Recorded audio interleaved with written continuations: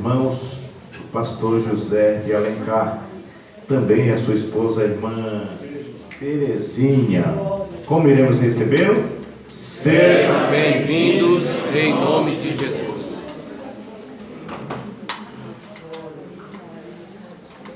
Meus irmãos, o pastor José de Alencar, nós conhecemos ele já mais ou menos, acho que quase 20 anos, né, pastor? Quase 20 anos. Nós começamos um curso teológico lá na Cidade Dutra, né? Lá na Cidade Dutra. Nunca pensava de vir congregar no Vila Madalena. E quando Deus nos trouxe para cá, né, foi onde saiu a orientação do ministério que o obreiro tinha que ter curso teológico. E eu me prontifiquei. Eu disse, eu conheço o pastor, pode você ver como, né, como é bom a gente ir. Né? Conheço um pastor que ele pode fazer isso. E o pastor José de Alencar, que a gente ligou para ele, ele aceitou, trouxe a extensão, fizemos um curso teológico aqui pertinho. E quando o pastor Paulo, pastor do nosso setor, falou para o setor fazer curso teológico, o Madalena já estava completando o médio, né? Então é muito bom, irmão. E eu louvo a Deus pela vida desse casal, o pastor José de Alencar. Deus tem usado assim poderosamente, tem aceitado o nosso convite.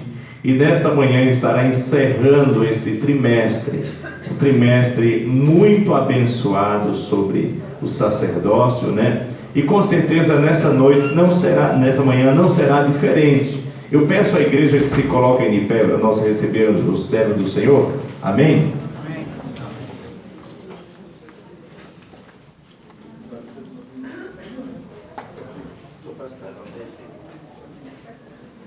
Eu cumprimento toda a igreja com a paz do Senhor. Amém.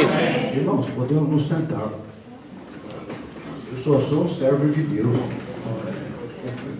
Eu sou um servo de Deus como vocês.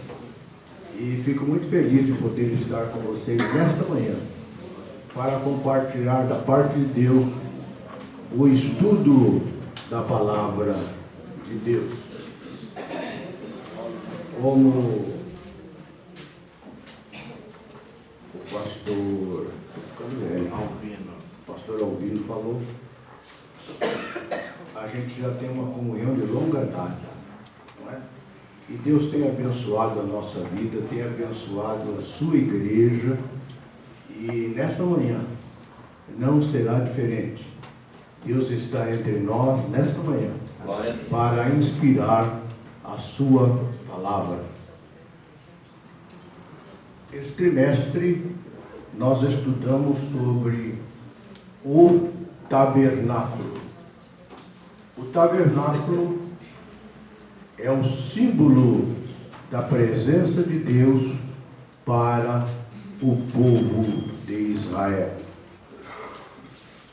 Mas, irmãos, Deus sempre teve a intenção, o propósito de estar com o seu povo, de estar com os seus servos. No início da criação, se nós formos lá para Gênesis capítulo 2,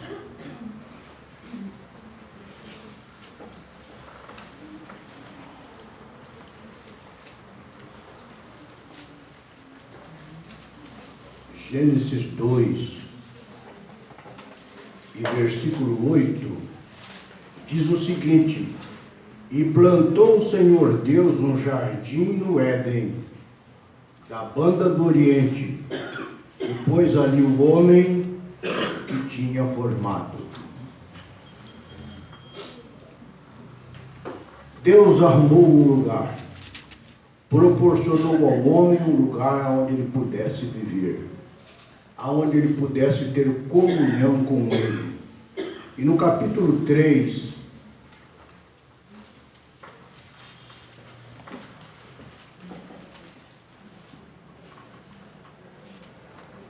no mesmo verso 8, diz o seguinte: e ouviram a voz de Deus que passeava no jardim pela viração do dia.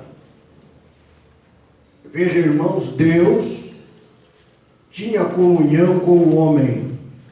Deus tinha comunhão e estava querendo estar junto com o homem. E Deus visitava o homem toda a viração do dia.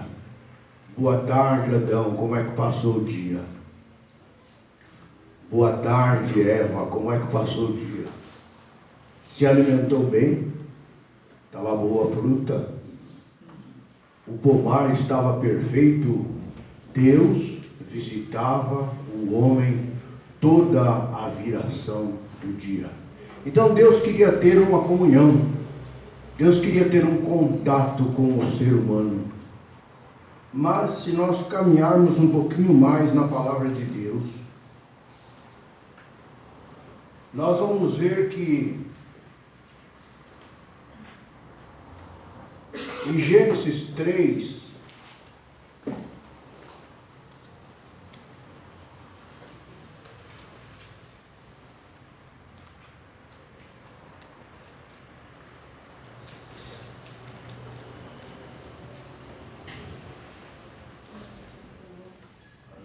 Gênesis 3 e 23, o Senhor Deus, pois, o lançou fora do jardim do Éden para lavrar a terra. Por que que Deus expulsou o homem do jardim do Éden? Porque o pecado faz separação entre Deus e o homem.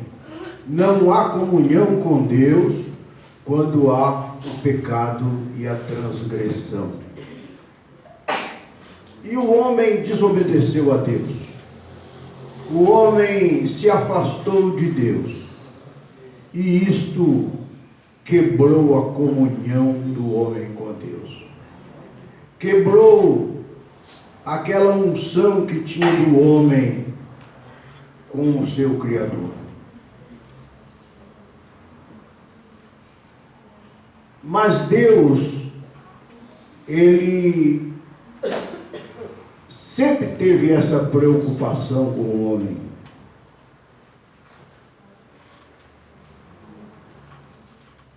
Ele tinha contato com o homem e comunhão com alguns homens.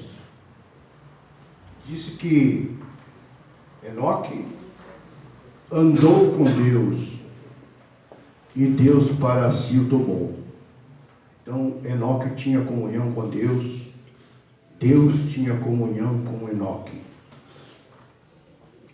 Mas no capítulo 6, no capítulo 7 de Gênesis, nós vemos que a corrupção, o pecado aumentou na face da terra. E Deus então escolheu um homem para ter comunhão com ele.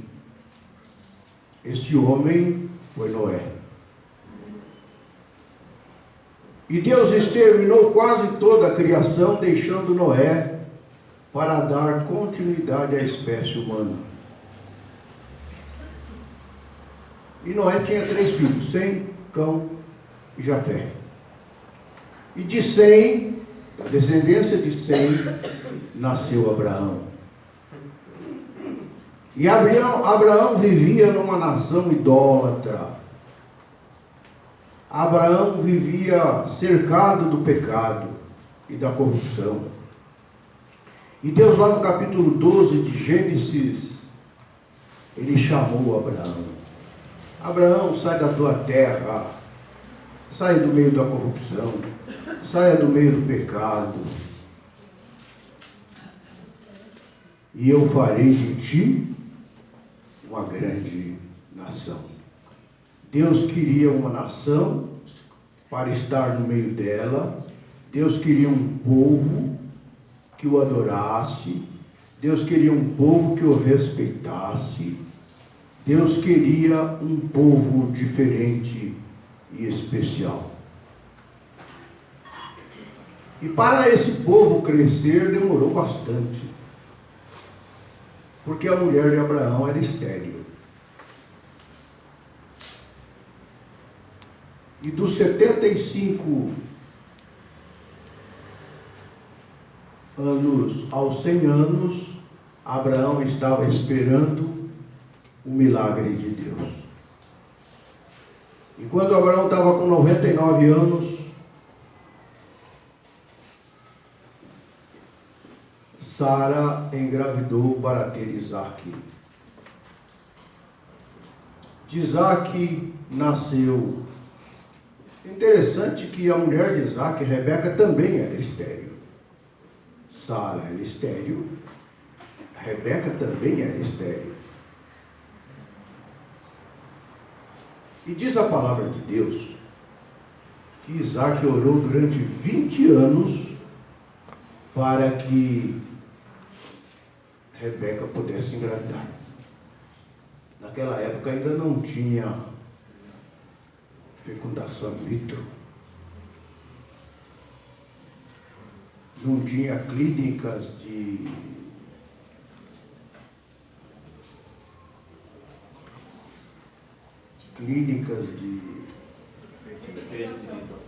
fertilização. Então, para Isaque, a clínica foram os 2 joelhos. A palavra de Deus diz que ele orou 20 anos. E Deus então atendeu a sua oração. Interessante que quem passa por clínica de fertilização sempre vem gêmeos, né? Gêmeos, trigêmeos, quadrigêmeos. E a oração de Isaque foi atendida por Deus e veio gêmeos também. Glória a Deus. Veio gêmeos também. E desses gêmeos, houve lá um contratempo entre eles. Um vendeu o direito da primogenitura, o outro comprou. Depois teve que ter lá umas trapaças para ele poder receber, porque o outro não queria pagar. Naquela época já tinha essas coisas também. Naquela época já existia essas coisas também. Você compra e não quer pagar, fica inadimplente. E o Isaú vendeu e não queria entregar a mercadoria. Então precisou que Jacó contratasse uma empresa de cobrança. E a empresa de cobrança foi a Rebeca. Foi ela que montou o plano para que Jacó pudesse receber aquilo que ele tinha comprado. Ele comprou, pagou, mas não recebia. E a Rebeca então montou aquele plano. Quando você fica inadimplente, o telefone não toca na tua casa, não toca na tua casa, não toca na tua casa, toca na casa do vizinho para saber se ele te conhece e fica importunando. Ora, é o plano para poder receber aquilo que você deve. E a Rebeca fez esse plano para que Jacó pudesse receber aquilo que ele havia comprado e pago. E essa família foi para o Egito. Ficou lá 430 anos. E depois dos 430 anos do Egito, seguramente 30%, 40% desse tempo de escravidão, Deus levantou um homem que nasceu lá no Egito também, mas que era hebreu, para libertar esse povo que agora era escravo. Mas esse povo vivia no meio da idolatria. Esse povo também vivia no meio do pecado. Da mesma forma que Abrão vivia lá na Babilônia, no meio da corrupção, da idolatria e do pecado, e Deus tirou ele de lá. Agora Deus tira o povo de Israel do Egito com mãos fortes e poderosas. Mas eles não tinham leis, eles não tinham praticamente religião, eles não tinham líder, eles não tinham pastor. E Deus fez tudo isso com Moisés. Moisés passou a ser o líder, o libertador, o pastor, o legislador do povo de Israel. Mas faltava a base religiosa, algo aonde eles pudessem se apegar e ver para poder adorar o verdadeiro Deus. E Deus lá no Monte Sinai deu a orientação a Moisés. Moisés, eu vou escolher homens, capacitar homens, e você vai me fazer um tabernáculo, que é o símbolo da minha presença no povo de Israel. O povo de Israel agora era um povo nômade, vivendo no deserto, em barracas. E Deus falou: você me arruma um terreno de 25 por 50. Por que 25 por 50? Vocês estudaram aqui na revista da Escola Dominical que o tabernáculo devia ter um pátio de 100 por 25, de 100 por 50 côvados. Não foi isso? 100 côvados por 50. Existem 3 medidas de côvados. O côvado curto, 42 centímetros. O côvado médio, 48 centímetros. E o côvado longo, 52 centímetros. Ora, se você somar os 3 e dividir, vai dar aproximadamente 50 centímetros o côvado. Se você somar o curto, o médio e o longo, dividir por 3, vai dar quase 50 centímetros. Ora, 100 por 50 dá 50. 50 por 50 dá 25. Um terreno de 25 por 50. E Deus então diz a Moisés: me escolhe um terreno de 25 por 50. E esse terreno tem que ficar no centro das tribos de Israel, porque eu quero me apresentar no meio do meu povo. Eu quero estar no meio do meu povo. Glória a Deus, aleluia. Então era para ficar 3 tribos. As tribos de Israel, 12. Era para ficar 3 tribos ao norte, 3 tribos ao sul, 3 tribos ao oeste, 3 tribos a leste. Porque Deus queria ficar no meio do povo. Glória a Deus, aleluia. Deus queria ter uma comunhão com o povo de Israel. E Ele queria esta representatividade. E como seria este tabernáculo? Primeiro Deus escolhe as pessoas que tinham vocação para o trabalho. Não adianta eu procurar um pedreiro para fazer um serviço de ourives.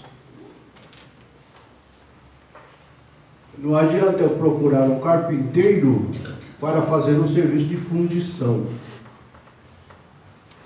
Então Deus procurou pessoas que já trabalhavam no meio. Mas era para fazer algo novo, que nunca eles tinham feito e que eles não conheciam. E Deus escolheu um rapaz chamado Bezalel. Bezalel era filho de Uri. Uri era filho de Ur. Ur era o joalheiro do palácio do faraó. Era quem fazia joias para as rainhas, para as princesas, para as pessoas ilustres do reino. E Ur ensinou o seu filho e ensinou o seu neto a arte da profissão. E Deus falou: vou pegar esse menino. Esse menino já aprendeu a fazer pendentes, brincos, pulseiras. Ele já sabe trabalhar com ouro.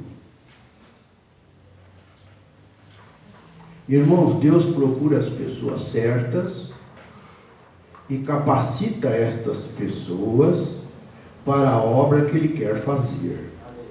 Deus maravilhoso, aleluia.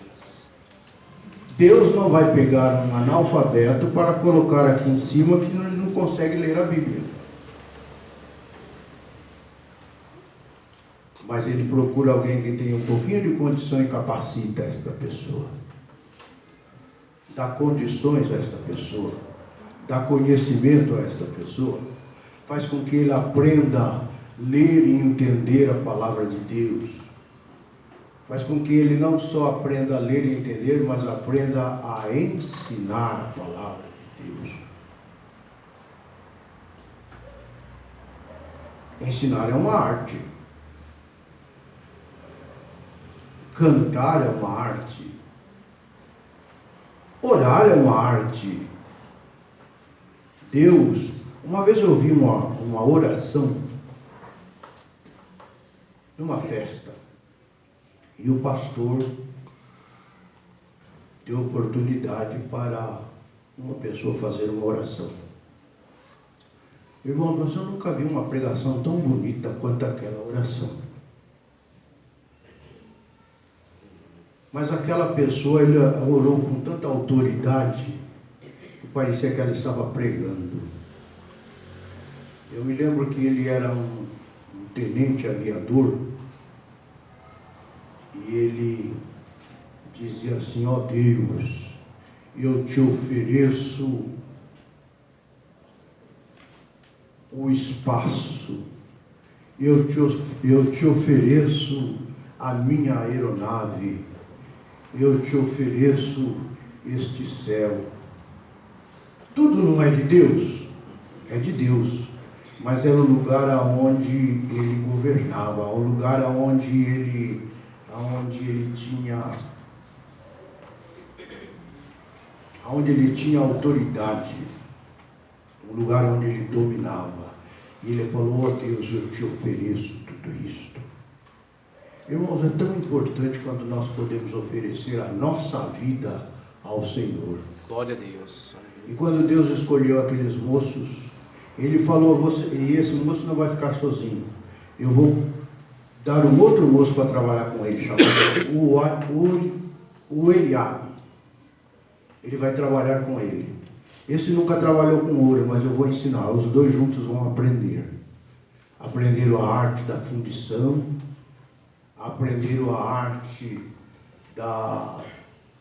do polimento, aprenderam a arte de fazer arte com ouro.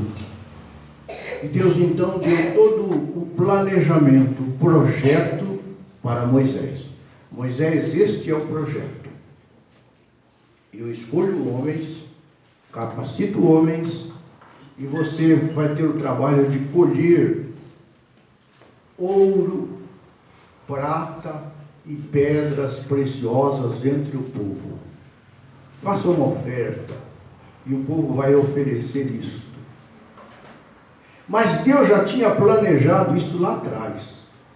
Ele falou assim: quando vocês saírem do Egito, depois da última praga, vocês vão e peças de ouro, vasilhas de ouro, pendentes de ouro, e vocês vão levar todo o ouro que vocês vão. Mas ouro no deserto? O que eu vou fazer com ouro no deserto? Veja, no projeto de Deus, ele precisava daquele ouro dos egípcios para a obra do tabernáculo, uma obra riquíssima. Então, as pessoas certas, para a função certa, capacitada por Deus. Glória a Deus, aleluia. Hoje eu fico feliz, eu estou feliz aqui nesta noite. Eu vejo pessoas aqui que foram capacitadas por Deus para a obra do Evangelho. Deus maravilhoso, aleluia. Glória a Deus. Eu vejo pessoas aqui que foram capacitadas por Deus para a obra do Evangelho. O irmão Alvino falou, o pastor Alvino falou que a gente já tem um contato há mais de 20 anos. Deus trabalhou a vida de Alvino e hoje é pastor Alvino. Deus trabalhou a vida de Jussiélio e hoje é o ministro Jussiélio. Deus trabalhou a vida de Júnior. Deus tem trabalhado a vida das pessoas. Ele pega uma pedra bruta, lapida esta pedra, e esta pedra vira uma joia preciosa. Deus maravilhoso, aleluia. E Deus fez isso com quem? Deus fez isso com Bezalel, Aholiabe e as pessoas que trabalharam na obra da construção do tabernáculo. Aquela casa que seria montada e desmontada para a caminhada no deserto. Tem que ser algo que possa ser montado e desmontado sem estragar. Hoje nós temos empresas que fazem casas pré-moldadas. Deus mandou Moisés fazer uma casa pré-moldada. Uma casa pré-moldada que podia ser montada e desmontada a qualquer tempo. E que tinha que ter uma boa duração. Foram 40 anos de deserto. E aquela casa foi montada e desmontada muitas vezes. Aquela casa perdeu o seu propósito só no reinado de Salomão, quando foi feito o templo de Salomão. Quando Davi, pai de Salomão, falou: eu moro numa casa bonita, uma casa estucada, uma casa com toda a riqueza, com toda a beleza que o homem pode fabricar. E Deus se apresenta no tabernáculo. Então eu vou fazer uma casa para Deus. E Deus falou: não, prepara os materiais. Quem vai fazer? Seu filho. Então nós vamos fazer o quê? Entrar no tabernáculo agora. E quando para entrar no tabernáculo, existia uma porta. Então o povo de Israel ficava do lado de fora, mas o sacerdote entrava pela porta. E entrando pela porta, a primeira coisa que ele encontrava era o altar do sacrifício. O altar do sacrifício, aonde o povo trazia a vítima para ser imolada. E o sangue daquela vítima dava condição ao sacerdote entrar no santuário e levar as petições do povo a Deus. Povo esse que estava todo à roda do tabernáculo. 3 tribos na frente, 3 tribos atrás, 3 tribos de um lado e 3 tribos do outro. E Deus no centro. Veja, o altar do sacrifício, que hoje é representado pelo Calvário, aonde o sacerdote imolava uma vítima, mas ele tinha que fazer isso periodicamente. Ele tinha que imolar uma vítima periodicamente, um boi, uma vaca, um cordeiro, um cabrito. Ele tinha que fazer isso periodicamente. para cobrir o pecado do povo de Israel. Mas para nós, Jesus Cristo entrou uma única vez e foi sacrificado no Calvário. Veja, a sombra das coisas futuras. Deus falou a Moisés que o tabernáculo e aquelas coisas era a sombra das coisas futuras. 4.000 anos depois, Jesus Cristo se apresentou vivo e entregou a sua vida na cruz do Calvário, no lugar daqueles cordeiros,